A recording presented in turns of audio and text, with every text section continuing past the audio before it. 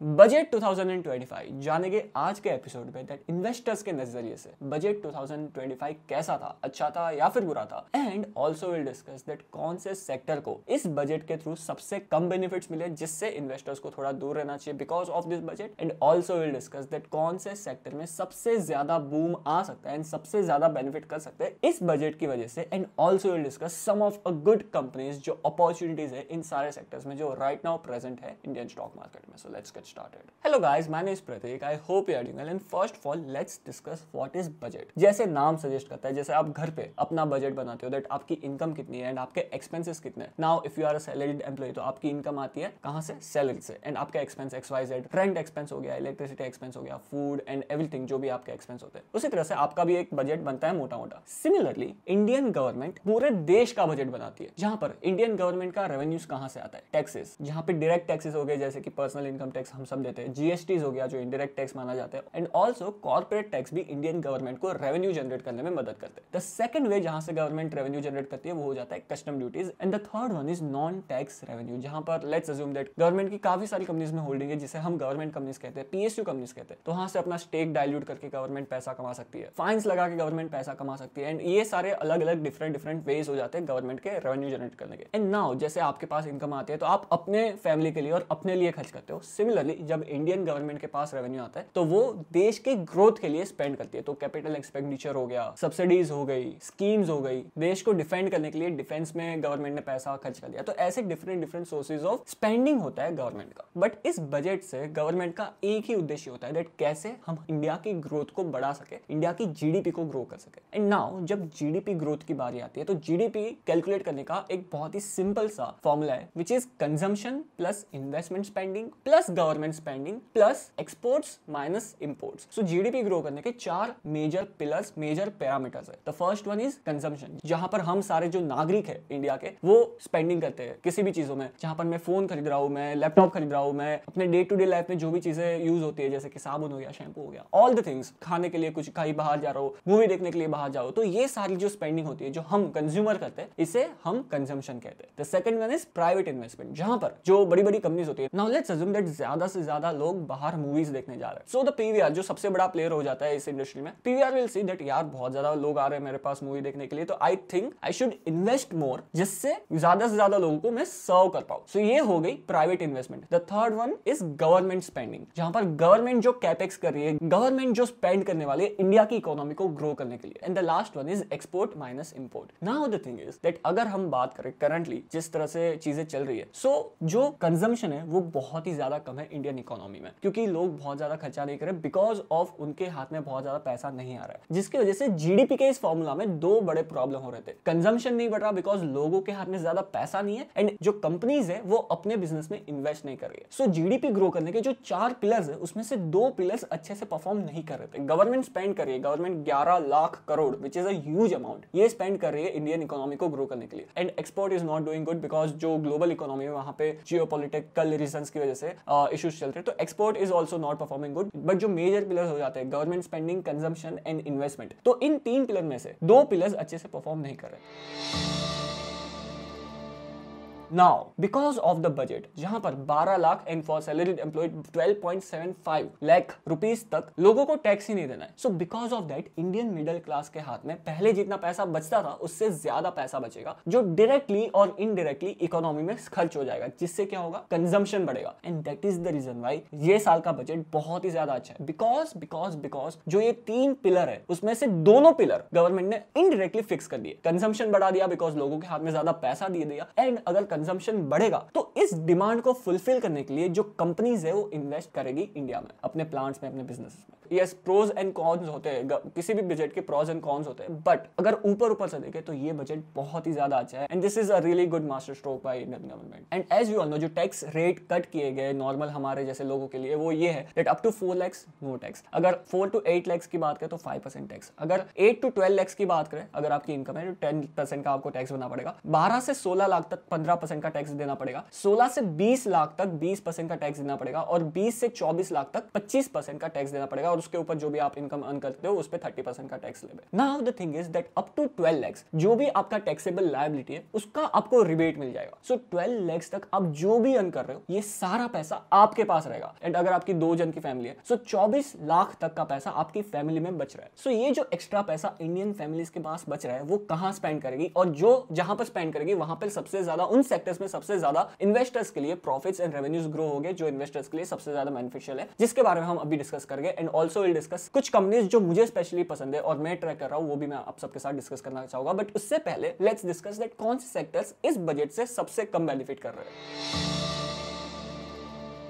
And अगर हम stock market की बात करें, अगर बजट के डे पे स्टॉक मार्केट में कौन से सेक्टर्स ने सबसे कम परफॉर्म किया था, तो रेलवे सेक्टर ने सबसे ज्यादा गिरावट दिखाई थी। सेकंड, शिप बिल्डिंग सेक्टर्स ने सबसे ज्यादा गिरावट दिखाई थी। इंफ्रास्ट्रक्चर सेक्टर ने सबसे ज्यादा गिरावट दिखाई थी। Power, aviation and industrial gases sector ने सबसे ज्यादा गिरावट दिखाई थी। बट मोटा मोटा अगर हम देखें तो रेलवेज में जो बजट है वो बहुत ज्यादा सब्सटेंशियली नहीं बढ़ा। आई थिंक 1 या 2% से ही गवर्नमेंट ने अपनी स्पेंडिंग को बढ़ाया इंडियन रेलवेज में। सो ये एक सेक्टर हो जाता है जहां पर इन्वेस्टर्स को कॉशियस होना चाहिए, थोड़ा संभल के इन्वेस्ट करना चाहिए। That is the first thing. Secondly, road and highway companies में बहुत ज्यादा सिग्निफिकेंट इंक्रीज नहीं किया गया बजट के थ्रू। तो ये कंपनीज जो रोड एंड हाईवे बनाने से जो कंपनीज बेनिफिट करती है उन कंपनी से इन्वेस्टर्स को कॉशियस होना चाहिए। द थर्ड सेक्टर जो हो जाता है डिफेंस सेक्टर, जहां पर 7 से 8% से बजट में स्पेंडिंग बढ़ाई गई है गवर्नमेंट के द्वारा बजट 2025 में, जो लोअर देन एक्सपेक्टेड है, जो इन्वेस्टर्स एक्सपेक्ट कर रहे थे उससे लोअर है। And the thing is that defence sector बहुत ही ज्यादा भाग गया था आई थिंक रिसेंटली 6-8 महीने पहले। सो उसमें बहुत ही ज्यादा गंगो चल रहा था इन्वेस्टर्स के through, and because of that investors की जो एक्सपेक्टेशन थी वो बहुत ज्यादा थी। एंड बजट 2025 में डिफेंस का बजट बहुत एक्सपोनेंशियली बढ़ाया नहीं गया है, जो डायरेक्टली इन सारी कंपनीज को इफेक्ट करेगा। सो यहाँ पर भी आपको थोड़ा कॉशियस होना चाहिए। The fourth sector which is life insurance sector. The thing is that new tax regime के थ्रू जो भी लोग अपना टैक्स फाइल करेंगे तो उनके लिए अगर वो इंश्योरेंस में इन्वेस्ट कर रहे हैं, अगर वो ELSS में इन्वेस्ट कर रहे हैं तो उनको कोई बेनिफिट्स है नहीं। जहां पर पहले 80C के अंडर 1.5 लाख तक की इनकम हमारी टैक्स फ्री हो जाती थी अगर हम इंश्योरेंस बाय कर लेते हैं या फिर ELSS में इन्वेस्ट कर लेते हैं तो। बट ये जो इनकम है वो अभी अगर ज्यादा से ज्यादा लोग न्यू टैक्स रिजिम में अपना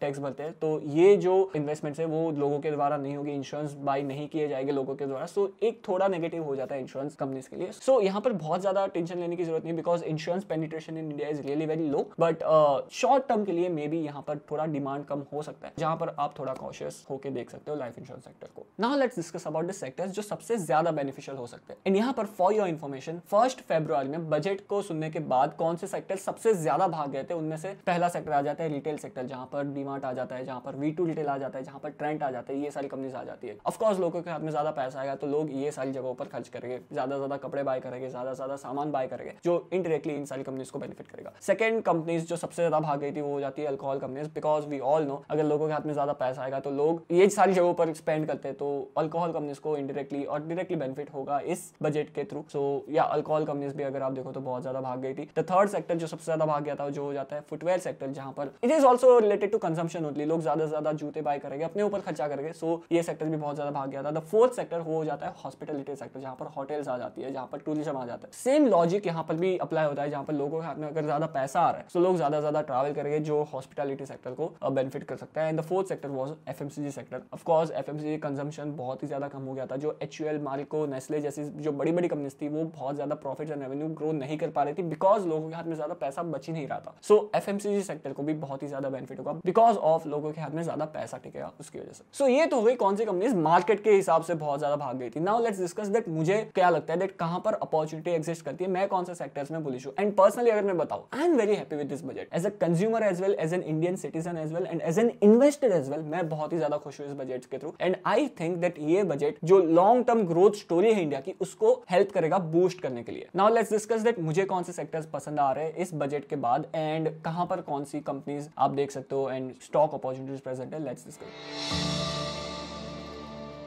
सो द फर्स्ट सेक्टर जो मेरे माइंड में आता है जो हो जाता है jewellery sector. The thing is that जो गोल्ड रेट है वो बढ़ाए नहीं गए, रिसेंटली कट किए थे कस्टम ड्यूटी गोल्ड के ऊपर। इन बजट 2025 में गोल्ड रेट फिर से बढ़ाए नहीं गए। सो एक तरफ गोल्ड बाय करना पहले से सस्ता हो गया कंज्यूमर्स के लिए, बिकॉज पहले 12-15% की कस्टम ड्यूटी लगती थी गोल्ड पे, जो अभी रिड्यूस करके कर गई है 6% के आसपास। And secondly because of this budget tax rate cut की वजह से लोगों के हाथ में ज्यादा पैसा बचेगा, जो कहीं ना कहीं तो स्पेंड होना है, एंड एक जगह हो जाती है इस पैसों को स्पेंड करने की, जो हो जाती है लोग ज्यादा से ज्यादा ज्वेलरीज खरीदेंगे। सो ज्वेलरी सेक्टर के लिए अकॉर्डिंग टू मी ये बजट बहुत ही ज्यादा बेनिफिशियल था। एंड यहाँ पर अगर मैं आपको बताऊं, ज्वेलरी सेक्टर के ऊपर डिटेल्ड वीडियो ऑलरेडी अपलोडेड है, जो आप यहाँ पर या फिर यहाँ पर क्लिक करके देख सकते हो। But on top of the mind जो कंपनीज मुझे पसंद आती है इस सेक्टर में, सो यहाँ पर the first company which is there and जो सबसे ज्यादा अच्छे से ग्रो हो रही है, जो हो जाता है कल्याण ज्वेलर्स। एंड कल्याण ज्वेलर्स ने लास्ट क्वार्टर में अपनी सेल्स को 40-41% की रेट से ग्रो किया है। एंड या आई नो दैट कुछ इश्यूज चल रहे हैं कल्याण ज्वेलर्स के अंदर, जहां पर बहुत सारे एलिगेशंस लगाए गए। इसके ऊपर भी डिटेल वीडियो मैंने यहाँ पे डिस्कस किया है, जो आप देख सकते हो। But I think that as of now ऐसे कोई भी जो एलिगेशंस कल्याण ज्वेलर्स के ऊपर लगाए गए वो सच साबित नहीं हुए। So that is the reason why I am covering this company. But as an investor you have to be cautious about this company, because यहाँ पर कुछ इश्यूज इन कुछ एलिगेशंस लगाए गए जो इस कंपनी के स्टॉक प्राइस को बहुत ज्यादा ड्रास्टिकली गिरा चुके थे। जहां पर 800 रुपए के स्टॉक प्राइस से ये कंपनी 400 के लेवल को टच करके आई है, एंड नाउ फिर से ये कंपनी बाउंस बैक कर रही है। So yeah this company is there जो बहुत ही अच्छे से अपने सेल्स एंड प्रॉफिट्स को ग्रो कर रही है। अगर हम कुछ छोटे प्लेयर्स की बात करें तो सेंको गोल्ड हो जाता है। दिस कंपनी इज 8,600 करोड़ का मार्केट कैपिटलाइजेशन है, एंड ये कंपनी का भी गाइडेंस है मैनेजमेंट का कि 20 to 22% की रेट से ये कंपनी अपने आप को ग्रो करना चाहती है। So yeah this company you can also look and study independently. अगर हम और एक कंपनी की बात करें तो PNG Gadgil is also one of the company जो अपनी सेल्स को 30% की रेट से ग्रो कर रही है। एंड ये कंपनी महाराष्ट्र में बहुत ज्यादा फेमस कंपनी है। ये the number 1 player in Maharashtra is Tanishq, but this company wants to be the number 1 player. So yeah this company also wants to expand really nicely, and Maharashtra में इस कंपनी की बहुत ही अच्छी ब्रांड वैल्यू है। So yeah this company also you can look. And अगर हम और एक प्रॉक्सी कंपनी की बात करें, जो ये सारी ही जो गोल्ड कंपनीज है, टाइटन हो गया, कल्याण हो गया, थंगमाइल हो गया, पीएनजी गडगिल हो गया, सेंको हो गया, एंड खजांची हो गया, तो ये सारी कंपनीज की ग्रोथ से ग्रो करेगी, जो हो जाती है स्काई गोल्ड लिमिटेड, जिसका मार्केट कैपिटलाइजेशन हो जाता है 5,600 करोड़ के आसपास। एंड ये कंपनी कॉन्ट्रैक्ट मैन्युफैक्चरिंग करती है ज्वेलरीज की इन सारी बड़ी बड़ी कंपनीज के लिए। So this company is the B2B company. So जो कल्याण, टाइटन, सेंको,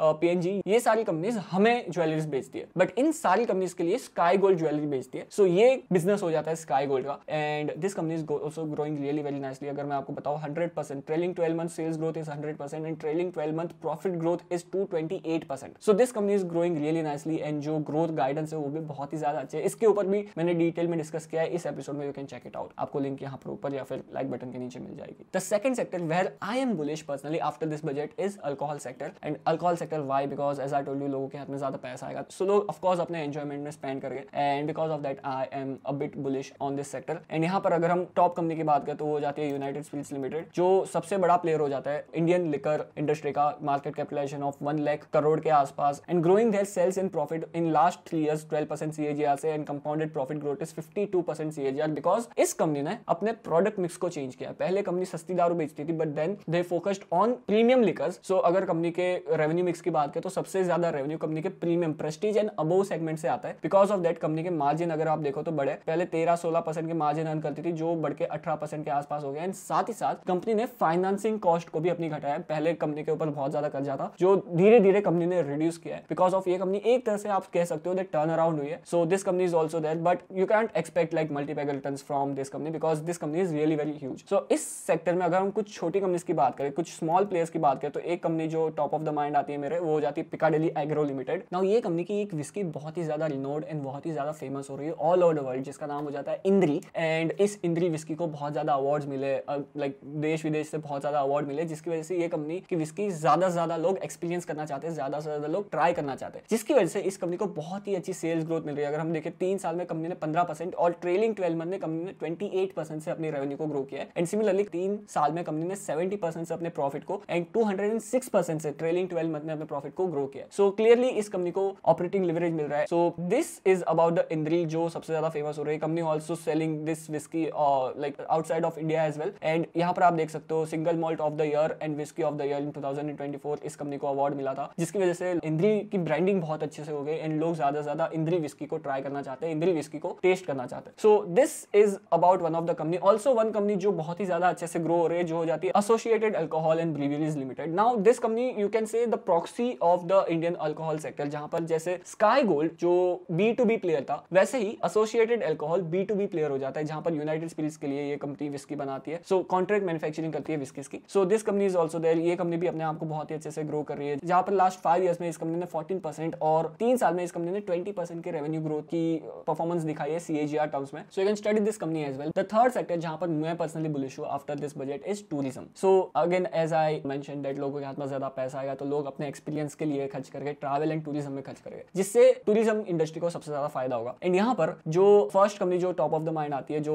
हो जाती है एविएशन इंडस्ट्री से इंटरग्लोब एविएशन। तो अगर हम इंटरग्लोब एविएशन की बात करें, इंडिगो जो फ्लाइट रन करता है पूरे देश में, सो ये कंपनी सबसे ज्यादा बेनिफिट कर सकती है। And this company is the market leader in Indian aviation sector, जहां पर 60% का मार्केट शेयर हो जाता है इस कंपनी का। सो अगर इंडिया में 10 फ्लाइट्स टेक ऑफ कर रही है, उसमें से 6 फ्लाइट इंडिगो की रहती है। So this kind of market share this company is having, and बहुत ही अच्छे से इस कंपनी ने अपने रेवेन्यूज एंड प्रॉफिट को ग्रो किया। अगर हम 3 साल CAGR की बात करें तो 68% और प्रॉफिट की बात करें तो 47% से अपने प्रॉफिट को ग्रो किया है CAGR टर्म्स में इस कंपनी ने। So yeah this company is running really very nicely and that's why this company is on the top of my mind. So ये कंपनी ऑफ कोर्स बेनिफिट कर सकती है because of increasing tourism of India. And the second sector जो सबसे ज्यादा benefit कर सकता है because of increasing tourism is none other than hotel sector. And hotel sector में एक बहुत ही यूनिक कंपनी आ जाती है जिसका नाम हो जाता है RateGain ट्रैवल टेक्नोलॉजीज। एंड ये कंपनी क्या करती है, ये कंपनी होटल सेक्टर के लिए एक सॉफ्टवेयर बिल्ड करती है और ये सॉफ्टवेयर हेल्प करता है जब आप किसी भी ऑनलाइन एग्रीगेटर से होटल रूम बाय करते हो। ऑल्सो अगर आप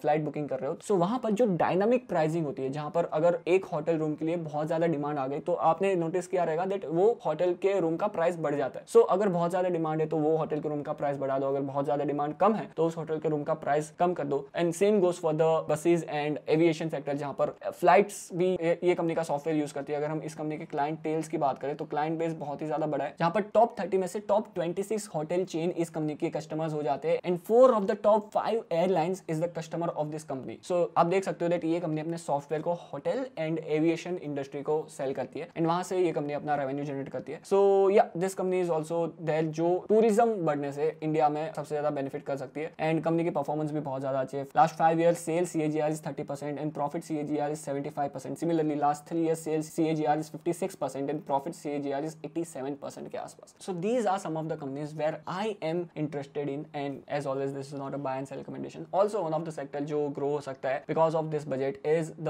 2 व्हीलर सेक्टर, जहां पर ऐसा देखा गया है जब लोगों के हाथ में ज्यादा पैसा बचता है सो लोग सबसे ज्यादा स्पेंड करते हैं 2 व्हीलर इंडस्ट्री में। एंड अगर हम TVS की सेल्स ग्रोथ की बात करें 17% की सेल्स ग्रोथ दिखाई है एंड ये सेल्स ग्रोथ और ज्यादा अच्छे से बढ़ सकती है बिकॉज लोगों के हाथ में ज्यादा पैसा आ रहा है। एंड ऑल्सो अगर हम देखें तो गवर्नमेंट ने इस साल के बजट में प्रोडक्टिव लिंक्ड इंसेंटिव्स जो होते हैं, जो ऑटोमोबाइल एंड ऑटो कंपोनेंट्स को जो मैन्युफैक्चर करते हैं उनके लिए जो होते हैं, जो बढ़ाए गए 347 करोड़ से 2800 करोड़ तक। सो ये जो इंक्रीजिंग PLI स्कीम बढ़ाई गई है ऑटो कंपोनेंट मैन्युफैक्चरर्स के लिए, सो ये जो चीज है वो ऑफ कोर्स ऑटो इंडस्ट्री के लिए एंड ऑल्सो 2 व्हीलर इंडस्ट्री के लिए एंड इन सारे इंडस्ट्री को जो पार्ट्स देते हैं, जो छोटी छोटी या फिर जो B2B कंपनीज है जो ऑटो इंडस्ट्री के ग्रोथ से बेनिफिट करेगी, इन सारी कंपनीज को बेनिफिट कर सकता है। Now the thing is that इस इंडस्ट्री को पहले I want to study and then only I want to present it to you. That's why I am not discussing this sector in detail in this episode, but soon enough मैं इस sector को study करके इस sector के ऊपर detailed video आप सबके लिए लेके आऊंगा इस चैनल पे। So make sure to subscribe and मिलते हैं नेक्स्ट एपिसोड में, तब तक के लिए